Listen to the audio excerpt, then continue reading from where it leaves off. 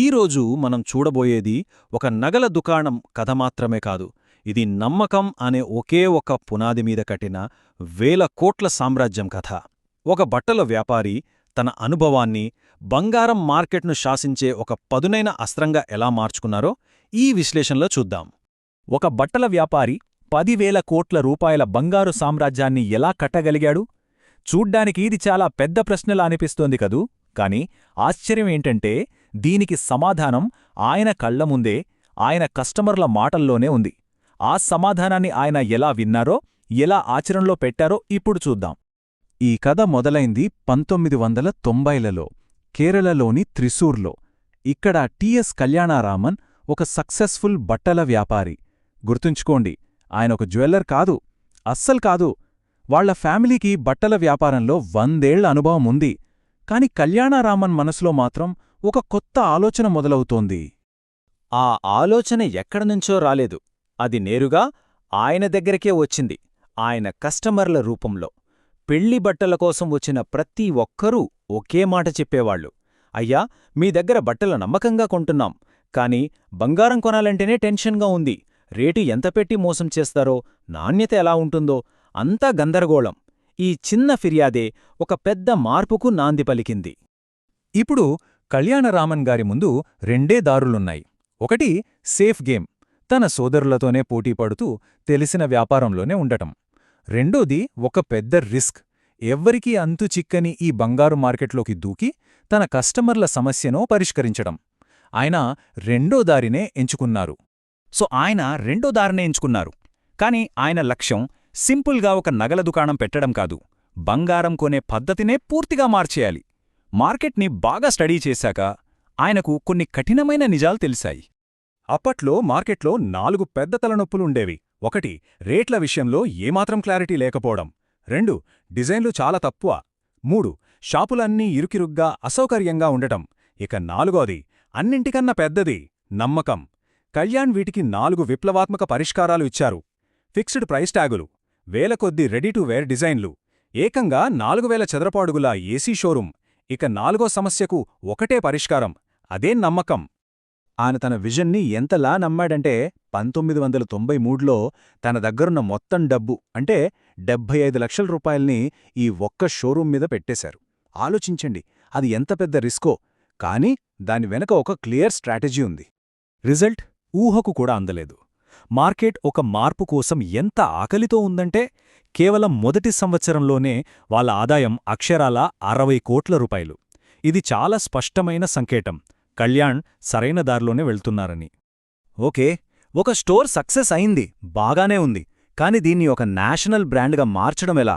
ఇక్కడే వాళ్ళ అసలైన స్ట్రాటజీ బయటకొచ్చింది. వాళ్లది ఒక చాలా తెలివైన 2 దశల విస్తరణ వ్యూహం. మొదటి దశ చాలా సింపుల్ కాని చాలా పవర్ఫుల్. Follow the customer. అంటే కస్టమర్లు ఎక్కడినుంచొస్తున్నారో అక్కడికే మనం వెళ్ళాలి. ఉదాహరణకి పాలక్కాడ్ స్టోర్కి కోయంబత్తూరు నుంచి జనం వస్తున్నారని డేటా చూపించింది. అంతే, నెక్స్ట్ స్టోర్ కోయంబత్తూర్లో ఓపెన్ చేశారు. ఇక రెండో దశ సెలబ్రిటీ అటాక్. ఒక కొత్త రాష్ట్రంలోకి అడుగుపెట్టేటప్పుడు అక్కడ జనాలికి బాగా నమ్మకమున్న స్టార్తోనే ఎంట్రీ ఇవ్వడం. ఈ స్ట్రాటజీ అద్భుతంగా వర్కౌట్ అయింది. నేషనల్ లెవెల్లో అమితాబ్ బచ్చన్ గారు, మన తెలుగు రాష్ట్రాల్లో అయితే నాగార్జున గారు, తమిళనాడులో ప్రభుగారు, ఇలా ప్రతి రాష్ట్రంలో ప్రజలు ఎవరినైతే తమ సొంత మనిషిలా భావిస్తారో ఆ ముఖంతోనే తమ బ్రాండును పరిచయం చేశారు. ఇది మార్కెటింగ్ కాదు, ఇది నమ్మకాన్ని సంపాదించుకునే ఒక కళ. చెన్నై లాంటి కాంపిటేటివ్ మార్కెట్లోకి వాళ్లు లేటుగా ఎంటర్ అయ్యారు. కానీ ఎంట్రీ ఇచ్చాక మాత్రం హిస్టరీ క్రియేట్ చేశారు.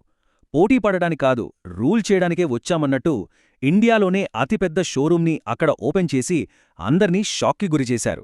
వాళ్ళ మెసేజ్ చాలా క్లియర్, మేం లేటుగా రావచ్చు, కాని టాప్లోనే ఉంటాం. సరే, ఇన్ని స్టోర్స్ని, అది 150కి పైగా స్టోర్స్ని నడపడమంటే మాటలా? కేవలం స్ట్రాటజీ ఉంటే సరిపోదు, దాని వెనక ఒక ఉక్కులాంటి సిస్టమ్ ఉండాలి. మరి ఆ సిస్టమేంటి? దాని గురించి ఇప్పుడు చూద్దాం. ఈ మొత్తం సామ్రాజ్యానికి బ్రెయిన్ లాంటిది వాళ్ళ 100% సెంట్రలైజ్డ్ టెక్నాలజీ.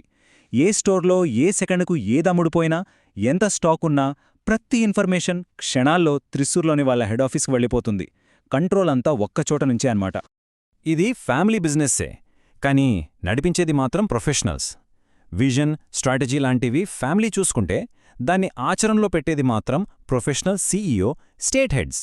చాలా ఫ్యామిలీ బిజినెస్లు చేయని పని ఇది. వాళ్ళ ట్రైనింగ్ మోడల్ కూడా చాలా ఇంట్రెస్టింగ్గా ఉంటుంది.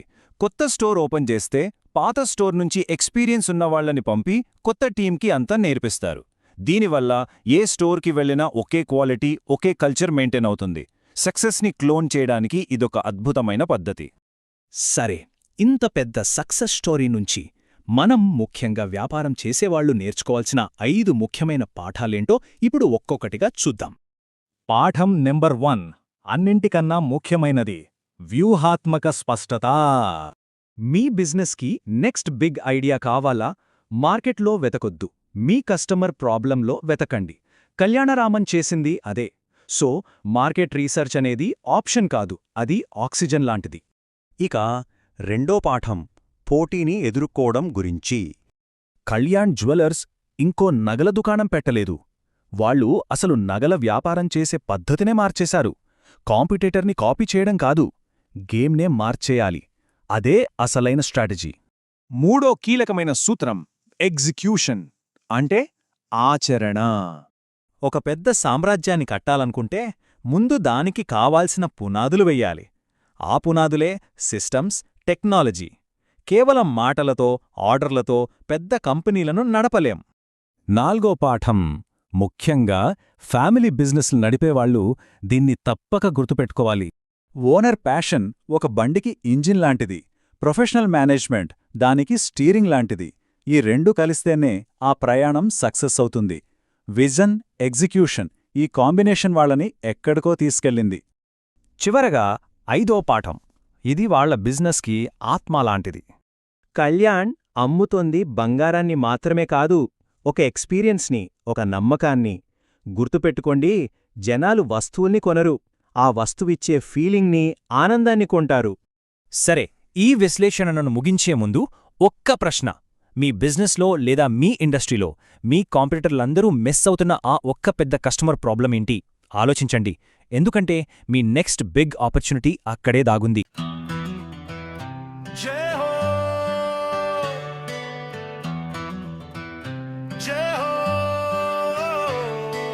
भारत माता की जय।